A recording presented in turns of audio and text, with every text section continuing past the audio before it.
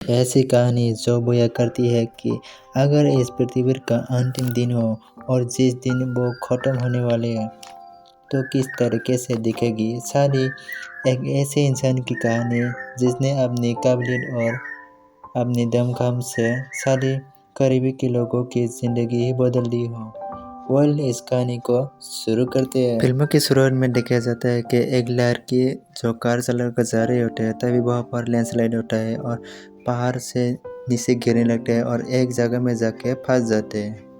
हालांकि वो काफ़ी घायल हो चुकी थी और वहाँ पर हेलीकॉप्टर से रेस्क्यू टीम आता है और उसका लीडर रे होता है, क्योंकि वो एक रेस्क्यू ऑफिसर था और लड़की का गाड़ी चट्टानों के बीच में फंसी हुई थी, इसलिए एक रेखा पहले उनको बचाने के लिए जाता है, लेकिन वो भी उन चट्टानों के बीच में फंस जाता है। अब वो गाड़ी नीचे गिरने वाली होता है, लेकिन ऐसा हो पाता है नीचे जाकर उन दोनों की जान बचा लेते हैं और इस तरह से इन सभी की जान बच जाता है। अब इसके बाद हमें प्रोफेशनल रोल्स को देखा जाता है जो कि अपनी क्लास में स्टूडेंट को पढ़ा रही होती है।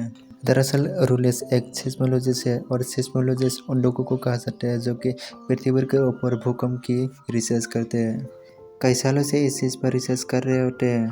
रिसर्च के बेस पर ही वो अपने स्टूडेंट को बताता है। साल 1967 में एक इतना खतरनाक भूकंप आया था जो कि कई सारे एटम बम के बराबर था और वो भूकंप 10 मिनट तक लगातार चलता रहा था। साथ ही वो बताता है कि इस तरह से भूकंप साल 150 में एक बार जरूर आता है।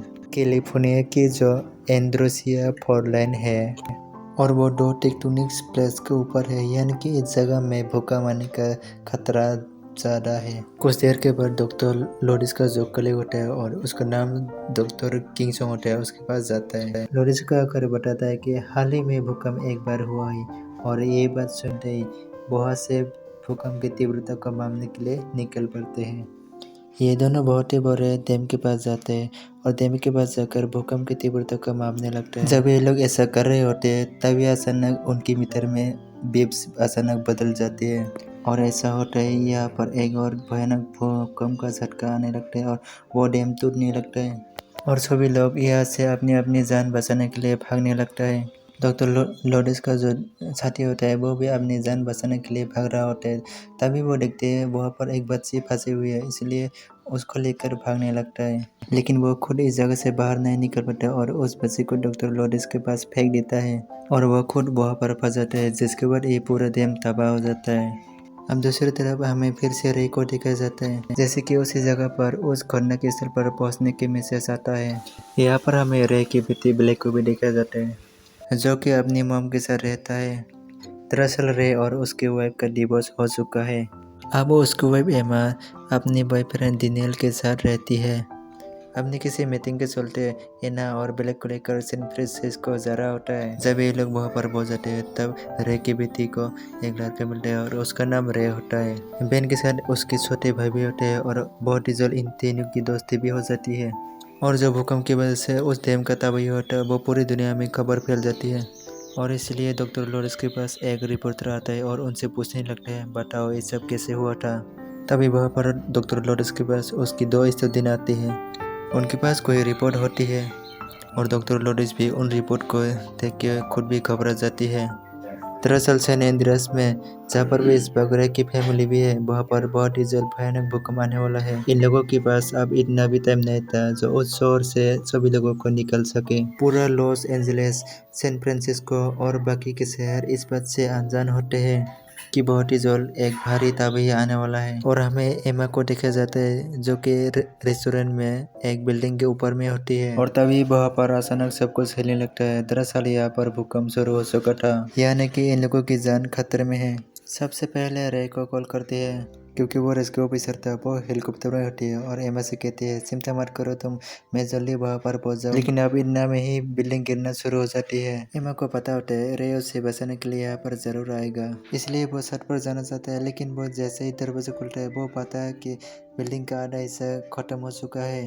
लोग वहाँ पर लटके हुए होते हैं, बहुत सारे लोग ऊपर से नीचे गिर रहे होते हैं और चारों तरफ सिर्फ चीखों की आवाज़ होती है और एमा किसी तरह से बिल्डिंग के ऊपर तक पहुंच जाता है और बिल्डिंग का ये हिस्सा भी देने लगता है। इससे पहले कि एमा इसमें दबकर मारे जाते, यहाँ पर रे पहुंच जाता है जो कि रस्सी के सहारे एक नेट को नीचे फेंकता है और एमा उस नेट की तरफ भागने लगता है। बिल्डिंग तेजी से ढह रही होती है। इससे पहले कि वो बिल्डिंग पूरी तरह से ढह पड़ती है, एमा उस नेट को पकड़ लेता है। हेलीकॉप्टर के ऊपर वे बिल्डिंग गिरने वाला होता है, लेकिन रे अपने काम में माहिर होते हैं। जैसे तैसे करके खतरों का सामना करके एना को लेकर यहाँ से निकल जाता है। उसके बाद हम हिल की तरफ से देखते हैं कि शहर के सारे बिल्डिंग भूकंप की वजह से गिर रही है और हमें सैन फ्रांसिस्को का सीन दिखाया जाता है, जहाँ पर रे और एमा के बेटे डेनियल के साथ है।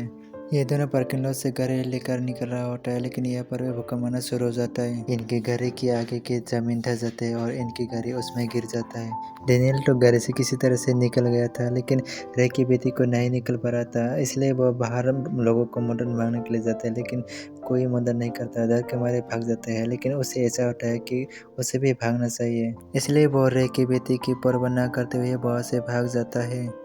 वही रे की बेटी उसी गाड़ी में फंसी होती है। तभी वहाँ पर लड़का आता है जिसका नाम बेन था। जैसे कि रे की बेटी की कुछ देर पहले दोस्ती हुई थी, वो वहाँ से निकल लेता है और अब यहाँ से तीनों किसी तरह से बचते बचाते यहाँ से निकल जाता है। अब इसके बाद रे की बेटी अपने फादर को कॉल करता है, बहुत से इस शहर के सिचुएशन बताता है, जिस पर रे कहता है कि तुम चिंता मत करो, मैं तुम्हें किसी भी तरह से वहाँ से निकालूंगा, तुम बस किसी उसी जगह पर चले जाओ, मैं और तुम्हारी मम तुम्हें बचाने के लिए आ रहा हूँ। जिसके बाद ये दोनों अपनी बेटी को बचाने के लिए हेलीकॉप्टर से सैन फ्रांसिस्को की तरफ निकल पड़ती है। वही हमें सैन फ्रांसिस्को को देखा जाता है, जहाँ पर के भूकंप का झटके बंद हो चुके थे। सभी किसी सेफ जगह की तरफ जा रहे होते हैं, लेकिन डॉक्टर लोरिस को पता चलता है कि अब इस शहर में भूकंप और भी ज़्यादा तीव्रता के साथ आएगा और सैन फ्रांसिस्को में भूकंप का झटका एक बार फिर से आना शुरू हो जाता है, जैसे बिल्डिंग फिर से गिरना शुरू हो जाता है। यहाँ पर डेनियल भी होता है। वो देखता है कि सभी के सभी अपने आप को बचाने के लिए दीवार के सहारे टिक कर खड़े हुए होते हैं। उसके बाद बचने का कोई रास्ता नहीं होता, इसलिए दीवार से चिपके एक बंदे को हटाकर खुद वहाँ पर खड़े हो जाता है। और दूसरी तरफ हमें रे और एमा को देखा जाता है, जो कि अभी भी हेलीकॉप्टर में थे। और तभी हेलीकॉप्टर का फ्यूल खत्म हो जाता है और वो एक सुपरमार्केट के अंदर क्रैश हो जाता है। इनका किस्मत अच्छी होती है, इस हादसे में इनकी जान बच जाते हैं। फिर अब ये दोनों किसी भी तरह से अपने बेटे को बचाने के लिए सैन फ्रांसिस्को पहुंचना चाहते थे। चलिए ये लोग एक कार चुराकर सैन फ्रांसिस्को की तरफ निकल पड़ते हैं। वो तेजी से अपने मंजिल की तरफ बढ़ रहा होता है, लेकिन बता भी देखते हैं आगे सड़क सामने टूटी हुई है।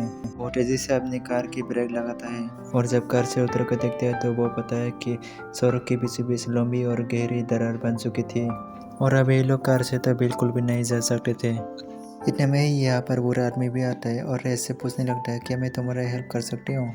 रे उस बुरे आदमी से कहते हैं मुझे किसी भी तरह से सैन फ्रांसिस्को पहुँचना है, जहाँ पर कि मेरे बेटी इंतजार कर रही है, क्योंकि ये बुरा आदमी पायलट होता है, वो अपने प्लेन दे देता है। जिसके बाद रे और एमा उस प्लेन को लेकर अपनी बेटी को बचाने के लिए सैन फ्रांसिस्को की तरफ निकल पड़ता है। यह सैन फ्रांसिस्को पहुँच जाता है, लेकिन रे देखता है कि एयरपोर्ट पर प्लेन लैंड करने के लिए कोई जगह नहीं बचा है, इसलिए एमा को लेकर प्रेशर की मदद से नीचे कूद जाता है। जिसके बाद रे अपनी बेटी को एक बार फिर से कांटेक्ट करता है। रे उसे कहते हैं बेटा तुम्हें इस दिन की तरफ आना होगा, लेकिन रे की बेटी कार से नहीं जा सकते थे क्योंकि वो शहर से दूसरी तरफ था। अब इनके पास सिर्फ एक ही रास्ता होता है, वो है पानी का। इसलिए ये लोग एक बोट को लेकर वहाँ पर जाने लगते हैं, जहाँ पर कि इनकी बेटी फंसी हुई थी। ये बड़े ही तेजी से आगे की तरफ बढ़ रहा था। इन्हें लगता है कि शायद बादल बहुत नीचे आ गई है, लेकिन ध्यान से देखने पर ये कोई बादल नहीं था। ये सुनामी की एक बड़ी लहर होती है और ये खौफनाक सुनामी भूकंप के झटकों की वजह से पैदा हुई थी। बहुत सारे लोग पानी में अपने बोट पर होते हैं। वो सब समझ चुके थे कि आप वापस नहीं जा सकता। वो सोचते हैं कि स्पीड तेज करके इस सुनामी को पार कर लेंगे और इसलिए पानी की लहर की तरफ सभी लोग बढ़ना शुरू कर देते हैं। लेकिन पानी की लहर इतनी ताकतवर होती है जिसमें वह बहुत सारे लोग बोट के साथ वहीं पर मर जाता है। अब किसी तरह से रे अपने बोट को लेकर ऊपर की लहर तक चले जाता है, लेकिन तभी आगे से बहुत ही बड़ा कार्गो शिप आता है जो कि इनके बोट को कुचलने वाला होता है। लेकिन सही समय पर रे अपने बोट को ले मोड़ लेता है, लेकिन शिप के ऊपर जो बड़े बड़े और भारी कंटेनर रखा था वो पानी में गिरने लगता है और रे अपने बोट को लेकर इस कंटेनर से बचाकर निकल जाता है। लेकिन ताकतवर पानी की लहरें उस बड़ी सी शिप को अपने साथ बहा कर ले जाती है और सामने होता है गोल्डन गेट ब्रिज, जिसके ऊपर से सभी लोग भागने की कोशिश कर रहे होते हैं। यहाँ पर डेनियल भी होता है। वो शिप गोल्डन गेट ब्रिज से टकराता है, जिससे एक कंटेनर डेनियल के ऊपर गिरता है और उसका काम खत्म हो जाता है। ये ब्रिज पूरी तरह से तबाह हो जाती है और इसमें हजारों लोगों की जानें चली जाती है। पूरी शहर में पानी भर जाता है, पूरी शहर में बाढ़ आ जाता है। पानी की तीव्रता इतनी थी कि बड़े बड़े बिल्डिंग भी इसके आगे गिर रही थी। वो यहाँ मेरे की बेटी बहन और उसके भाई को दिखाया जाता है जो कि एक बिल्डिंग में होते हैं, जहाँ से रे ने इन तीनों को निकलने के लिए कहा था। लेकिन अब इस बिल्डिंग में पानी भरना शुरू हो जाता है, इसलिए ये तीनों और भी ऊपर चले जाते हैं और पानी शान होकर ये लोग पता है कि ये यहाँ पर फंस चुके हैं। यहाँ से निकलने का कोई भी रास्ता नहीं है। लेकिन अब यहाँ पर एमा और रे भी पहुंच चुके थे। रे के बेटे ने देख लेते हैं, उन्हें आवाज भी लगाते हैं, लेकिन बिल्डिंग के अंदर होने की वजह से इसकी आवाज उन तक नहीं पहुंच रही थी, तो इसलिए ये लोग यहाँ से जाने लगते हैं। और एमा देखती है कि उसके हाथ पर और बोट पर एक हरे रंग की लेजर लाइट पड़ रही है। और जब वो पीछे मुड़ते हैं तब वो अपने बेटे को पाते हैं जो कि लेजर लाइट से इन्हें इशारा कर रही थी। ये अपने बेटे को देखकर बहुत खुश हो जाते हैं। लेकिन इससे पहले ये लोग अपने बेटे तक पहुंचते ही पानी की एक और लहर आ जाती है, जैसे वो बिल्डिंग धस जाते हैं जिसमें वो तीनों लोग होते हैं। वो फ्लोर पानी के अंदर चले जाते हैं। एमा और रे की बेटी पानी के नीचे ग्लास के केबिन के अंदर फंस जाते हैं। रे अपने बेटी को बचाने निकल जाते हैं और किसी तरह से उस तक पहुंच जाता है। वही बाहर से बहन को देखा जाता है जो कि ग्लास को तोड़ने की कोशिश कर रहा होता है, लेकिन ये बहुत मजबूत होते हैं। और जब दूर से एमा ये देखती है, वो अपनी बोट को पूरी स्पीड के साथ उस ग्लास की तरफ लाते हैं, जिससे कि वो ग्लास टूट जाता है। जिसके बाद रे अपनी बेटी को बोट के ऊपर ले आता है और बाकी के सभी लोग बोट के ऊपर बैठकर यहाँ से निकलने लगते हैं। अब पूरी की पूरी बिल्डिंग दे रही होती है, जहाँ पर एमा अपनी बोट को निकलने की कोशिश कर रही होती है और रे अपनी बेटी को होश में लाने की कोशिश कर रहे होते हैं। जल्दी उसकी बेटी को होश में आ जाता है और ये सब के सब यहाँ से निकल जाता है, यानी कि इन सभी की जान बच गई है। और वो भूकंप पिछले कई मिनट से आ रहा था, वो भी पूरी तरह से शांत हो चुका था। और अब देखा जाता है यहाँ पर पूरी रेस्क्यू टीम पहुँच चुकी है, जो कि लोगों को बचाने के लिए यहाँ पर आ रहे थे। और एमा और रे भी एक दूसरे का साथ रहने की फैसला कर लेते हैं। और इसी के साथ ये फिल्म यहाँ पर ख़त्म हो जाते हैं।